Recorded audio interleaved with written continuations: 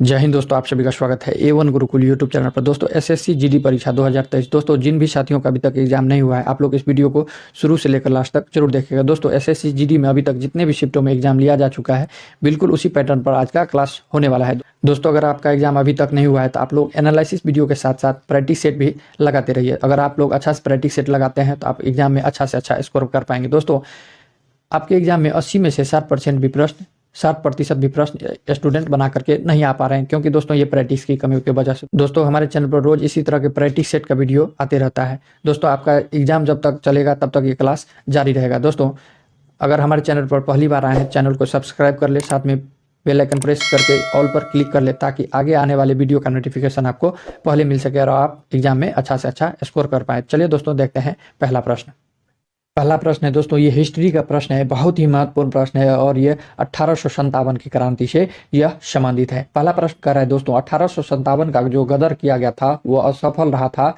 यह क्यों असफल रह गया था? ऑप्शन है, न तो उसके पीछे राष्ट्रीय भावना थी और न ही ऊपर कोई राष्ट्रीय नेता, या ऑप्शन बी पर्याप्त सेना नहीं थी, या ऑप्शन सी उसका समय ही सही नहीं था, या ऑप्शन डी सिपाहियों में अपनी रणनीतिक योजना ठीक तरह से बनाई नहीं थी। तो दोस्तों 1857 का जो गदर असफल रह गया था, उसके पीछे का कारण है न तो उसके पीछे राष्ट्रीय भावना थी और न ही उसके ऊपर कोई राष्ट्रीय नेता। तो दोस्तों ऑप्शन ए इस क्वेश्चन का राइट आंसर हो जाएगा। दोस्तों अगर कोई भी आंदोलन या जंग किया जाता है तो उसकी सेना में जो है राष्ट्रीय भावना होना जरूरी है, और उसे चलाने वाले राष्ट्र नेता या संचालक अच्छा होना चाहिए, तभी कोई भी जो है जो जंग या आंदोलन सफल हो पाता है। यही कारण था कि 1857 का जो है गदर का जो है असफल रह गया था। दोनों चीज का ही, सेना में राष्ट्रीय भावना और राजनेता यानी कि संचालक ही नहीं था, इसीलिए दोस्तों ये कारण जो है रह गया था 1857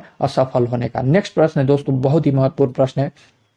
चंगेज खां किसके शासनकाल में सिंधु नदी पर पहुंचा था? दोस्तों ये चंगेज खां जो है किसके शासनकाल में सिंधु नदी के किनारे पहुंचा था? ऑप्शन है कुतुबुद्दीन ऐबक, इल्तुतमिश, रजिया सुल्तान या बलबन के समय। तो दोस्तों ये इल्तुतमिश के समय चंगेज खान जो है मंगोल जो शासक है, यह इल्तुतमिश के समय सिंधु नदी के किनारे आप पहुंचा था। दोस्तों इल्तुतमिश जो है गुलाम वंश का दूसरा शासक है, तो आप लोग इसे भी ध्यान रखेंगे। गुलाम वंश का दूसरा शासक कौन था? तो वह इल्तुतमिश था। चंगेज खान मंगोल शासक था जो इल्तुतमिश के समय सिंधु नदी के किनारे आ पहुंचा था। इस क्वेश्चन का राइट ऑप्शन बी करेक्ट हो जाएगा। नेक्स्ट प्रश्न है, तीसरा नंबर प्रश्न है, शुंग वंश का अंतिम शासक कौन था? शुंग वंश का अंतिम शासक कौन था? ऑप्शन है देवभूति, सुशर्मा, हर्मियस या रुद्र सिंह तृतीय। तो दोस्तों शुंग वंश का जो है अंतिम शासक वह देवभूति था। कौन था? वह देवभूति था। दोस्तों देवभूति की जो है हत्या किसने कर दिया? तो यह वासुदेव ने कर दिया।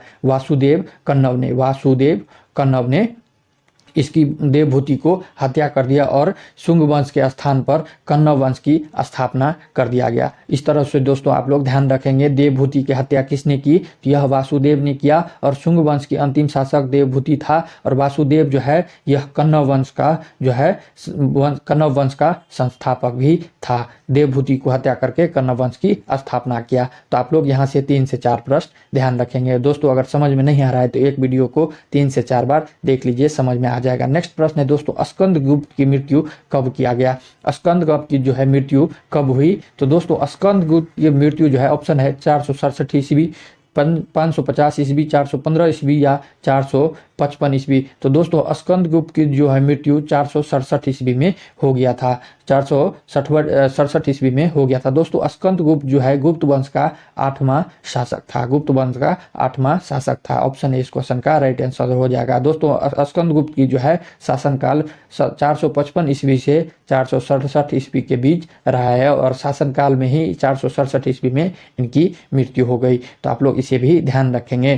5वां नंबर प्रश्न है दोस्तों, अशोक के लघु शिलालेख निम्नलिखित में से किस स्थल से प्राप्त नहीं हुए हैं? ऑप्शन है सिद्धपुरा, रूपनाथ, जतिंग रामेश्वर या इनमें से कोई नहीं। तो दोस्तों सिद्धपुरा, रूपनाथ, जतिंग रामेश्वर से प्राप्त हुए हैं, इसलिए दोस्तों इस क्वेश्चन का right answer option D correct हो जाएगा, तीनों जगह से मिले हैं। नेक्स्ट प्रश्न है, छठा नंबर प्रश्न है, गुप्तकालीन शासन प्रणाली किस प्रकार की थी? गुप्त काल में जो है वह शासन की प्रणाली जो थी वह किस प्रकार की थी? ऑप्शन है राजतंत्रात्मक, लोकतंत्रात्मक या गणतंत्रात्मक या इनमें से कोई नहीं। तो दोस्तों गुप्त काल में जो है शासन जो है राजतंत्रात्मक होती थी। दोस्तों राजा ही उस समय का सर्वोपरि होता था, राजा के द्वारा ही शासन चलाया जाता था, राजा ही कर्ता धर्ता और सभी कुछ थे। इसीलिए दोस्तों राजतंत्र गुप्त काल में शासन प्रणाली जो है राजतंत्रात्मक थी। ऑप्शन ए इस क्वेश्चन का राइट आंसर हो जाएगा। सातवां नंबर प्रश्न है, दोहरे प्रशासन की नीति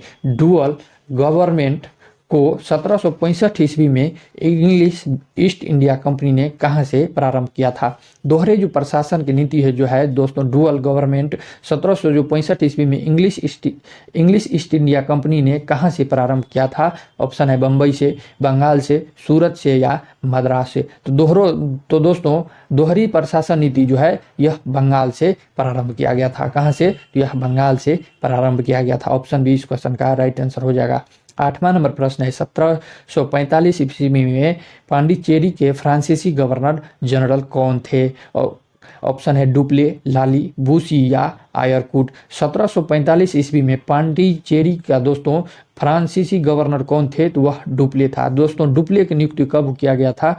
यह 1742 ईस्वी में नियुक्ति किया गया था। ऑप्शन है इस क्वेश्चन का राइट आंसर हो जाएगा। नेक्स्ट प्रश्न है, 9वां नंबर प्रश्न है, किसके शासनकाल में मुगल चित्रकला अपने चरम पर थी? ऑप्शन है बाबर, जहांगीर, शाहजहां या औरंगजेब। तो दोस्तों मुगल काल में जो है चित्रकला जहांगीर के समय में चरम पर थी। ऑप्शन बी इस क्वेश्चन का राइट आंसर हो जाएगा। दोस्तों जहांगीर जो है मुगल राजवंश का चौथा शासक सुल्तान थे। और दोस्तों मुगल राजवंश की स्थापना किसने किया था? तो यह बाबर ने किया था। दोस्तों जहांगीर के शासनकाल को चित्रकला का स्वर्णकाल भी कहा जाता है, आप लोग ध्यान रखेंगे। जहांगीर के शासनकाल को चित्रकला का स्वर्णकाल भी कहा जाता है। ऑप्शन बी इस क्वेश्चन का राइट आंसर हो जाएगा।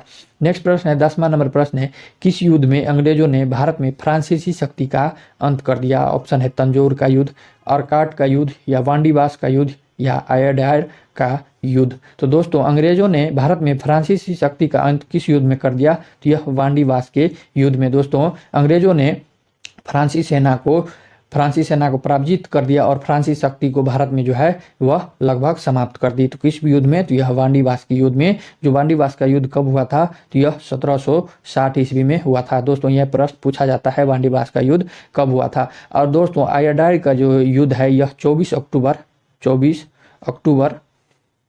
1746 ईस्वी को हुआ था। और यह दोस्तों आर्काट का जो युद्ध है यह दूसरे कर्नाटक युद्ध का एक हिस्सा था। आर्काट एक का घेरा था, दूसरे कर्नाटक युद्ध जो हुआ था उसका एक घेरा था। यह दोस्तों दूसरे कर्नाटक युद्ध कब हुआ था? तो यह 24 नवंबर 1751 ईस्वी में किया गया था। तो आप लोग इसे भी ध्यान रखेंगे। ऑप्शन सी इस क्वेश्चन का राइट आंसर हो जाएगा। 11 नंबर प्रश्न है, लेह और श्रीनगर को संबंध करने वाला दर्रा कौन सा है? यानी कि लेह और श्रीनगर को जोड़ने वाला कौन सा दर्रा है? ऑप्शन है सेब किला या नथुला या जोजिला या इनमें से कोई नहीं। तो दोस्तों लेह और श्रीनगर को जोड़ने वाला दर्रा कौन सा है? यह जोजिला दर्रा है। तो आप लोग ध्यान रखेंगे, ये भी प्रश्न एग्जाम में कई प्रश्न एग्जाम में पूछे गए हैं। नेक्स्ट प्रश्न है दोस्तों, पनामा के पूर्वी एवं पश्चिमी सिरे पर स्थित देश कौन सा है?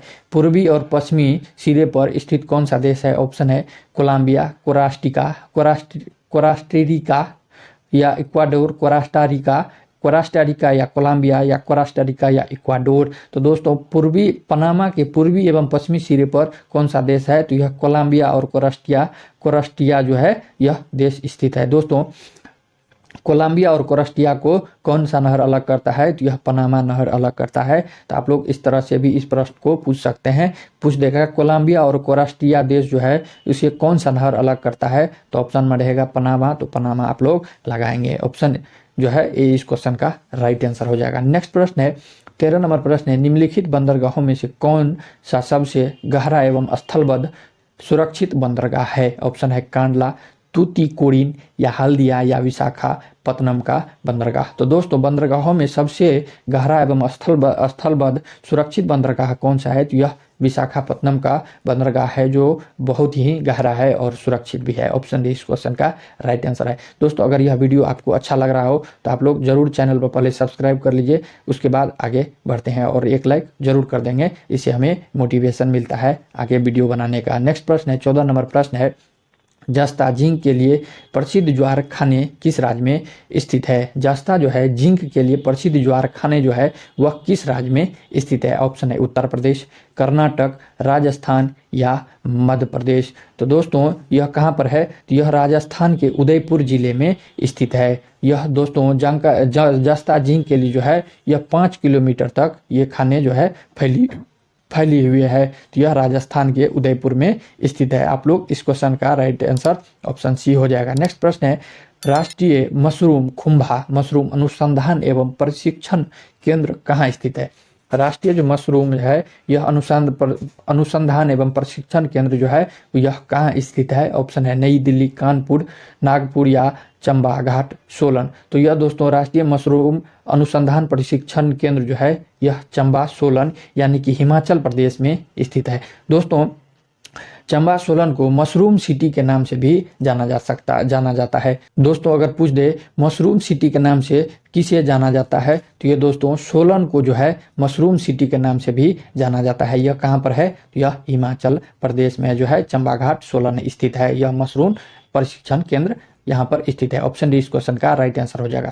16 नंबर प्रश्न है, भारतीय रेलवे में आमदनी का सबसे बड़ा माध्यम कौन सा है? ऑप्शन है माल भाड़ा, यात्री ढुलाई, विदेशों में इंजन की बिक्री या इनमें से कोई नहीं। तो दोस्तों भारतीय रेलवे में जो है आमदनी का सबसे बड़ा माध्यम कौन सा है? यह माल भाड़ा है। दोस्तों यात्री ढुलाई में भारतीय रेलवे में उतना कमाई नहीं हो पाता है, क्योंकि दोस्तों यात्री ज़्यादातर क्या करते हैं बिना टिकट के ही यात्रा सफ़र कर लेते हैं। आप लोग कमेंट में ज़रूर लिखना है कि आप में से कौन कौन बिना यात्री के कभी न कभी ट्रेन में यात्रा की हो। आप लोग जरूर कमेंट में लिखना है कि आपने जो है बिना टिकट की यात्रा की है। 17 नंबर प्रश्न है, उत्तराखंड का प्रसिद्ध हिंदू तीर्थ मंदिर बद्रीनाथ जो है वह किस नदी के किनारे स्थित है? उत्तराखंड का प्रसिद्ध हिंदू जो मंदिर है बद्रीनाथ वह किस नदी के किनारे स्थित है? ऑप्शन है गंगा, भागीरथी, मंदाकिनी या अलकनंदा। तो दोस्तों उत्तराखंड का जो प्रसिद्ध हिंदू तीर्थ मंदिर बद्रीनाथ जो है यह अलकनंदा नदी के किनारे स्थित है। ऑप्शन डी इस क्वेश्चन का राइट आंसर हो जाएगा। नेक्स्ट प्रश्न है दोस्तों, निम्नलिखित में से कौन सी एक खरीफ फसल नहीं है यानी कि रबी फसल है? कपास, मूंगफली, मक्का या सरसों।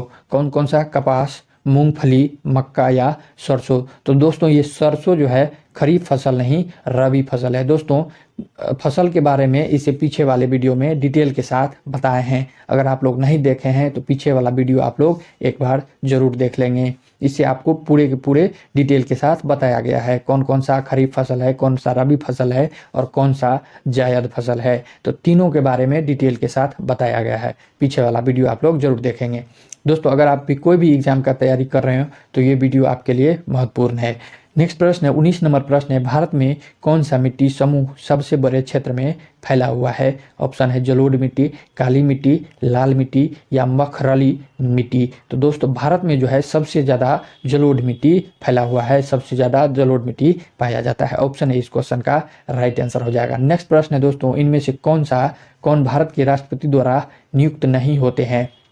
ऑप्शन है राजदूत, प्रधानमंत्री, भारत के मुख्य न्यायाधीश या उपराष्ट्रपति। तो दोस्तों इनमें से जो है राजदूत, प्रधानमंत्री, भारत के मुख्य न्यायाधीश जो है यह राष्ट्रपति के द्वारा नियुक्त होता है, लेकिन उपराष्ट्रपति का नियुक्ति नहीं होता है। दोस्तों उपराष्ट्रपति की नियुक्ति जो है भारत में नियुक्त नहीं किया जाता है बल्कि चुनाव किया जाता है। दोस्तों संसद के दोनों सदन के जो सदस्य होते हैं इनका उपराष्ट्रपति का चुनाव किया जाता है। दोस्तों यह भारतीय संविधान के अनुच्छेद 66(1) से संबंधित है। आप लोग ध्यान रखेंगे उपराष्ट्रपति का जो है चुनाव जो है अनुच्छेद 66(1) से संबंधित है। तो आप लोग ध्यान रखेंगे उपराष्ट्रपति का नियुक्ति नहीं चुनाव किया जाता है दोनों संसद के दोनों सदस्य के द्वारा। नेक्स्ट प्रश्न 21 नंबर प्रश्न है, विभिन्न राजनीतिक दलों को राष्ट्रीय पार्टी अथवा प्रादेशिक पार्टी के रूप में स्वीकृति प्रदान कौन करता है? ऑप्शन है निर्वाचन आयोग के द्वारा केंद्र सरकार के द्वारा, राज्य सरकार के द्वारा या उच्चतम न्यायालय के द्वारा। तो दोस्तों यह निर्वाचन आयोग के द्वारा इसका स्वीकृति प्रदान किया जाता है। ऑप्शन ए इस क्वेश्चन का राइट आंसर हो जाएगा। 22वां नंबर प्रश्न है, संविधान द्वारा प्रदत्त मौलिक अधिकारों में कौन संशोधन कर सकता है? ऑप्शन है राष्ट्रपति, संसद, उपराष्ट्रपति या सर्वोच्च न्यायालय। तो दोस्तों संविधान का जो है, संविधान द्वारा प्रदत्त मौलिक अधिकार में जो है यह कौन संशोधन कर सकता है? यह संसद कर सकता है। ऑप्शन बी इस क्वेश्चन का राइट आंसर है। कई बार एग्जाम में पूछे गए हैं, ध्यान रखेंगे। वित्त आयोग में कौन नियुक्त करता है? वित्त आयोग को कौन नियुक्त करता है? ऑप्शन है भारत के राष्ट्रपति, भारत के प्रधानमंत्री, लोकसभा या राज्यसभा। तो दोस्तों वित्त आयोग का जो है नियुक्ति यह भारत के राष्ट्रपति के द्वारा किया जाता है। यह दोस्तों भारतीय संविधान के अनुच्छेद 280 से संबंधित है। तो आप लोग ध्यान रखेंगे, भारतीय संविधान के अनुच्छेद 280 से संबंधित है और वित्त आयोग की नियुक्ति जो है भारत के राष्ट्रपति के द्वारा किया जाता है। नेक्स्ट प्रश्न है, राज्य सरकार के कार्य किसके नाम से क्रियान्वित किए जाते हैं? राज्य सरकार के जो है कार्य किसके नाम से क्रियान्वित किए जाते हैं? ऑप्शन है राष्ट्रपति, राज्यपाल के द्वारा, राज्य के मुख्यमंत्री या प्रधानमंत्री के द्वारा।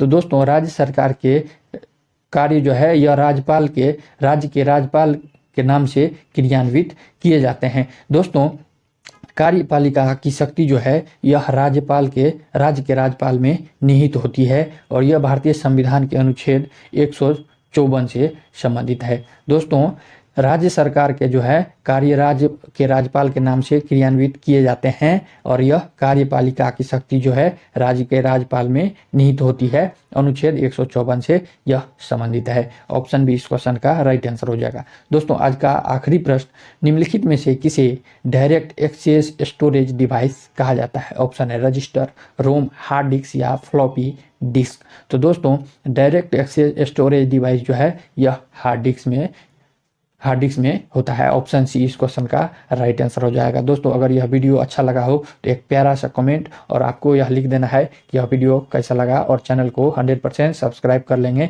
इस तरह से दोस्तों आप लोग 1 महीना तैयारी करते हैं तो आपका तैयारी बेहतर हो जाएगा। आप किसी भी एग्जाम को अच्छे से अच्छे नंबर से क्रैक कर पाएंगे और जो सा आपका मन हो वहाँ नौकरी ले सकते हैं। चलिए दोस्तों मिलते हैं नेक्स्ट वीडियो में, तब तक के लिए जय हिंद, जय भारत।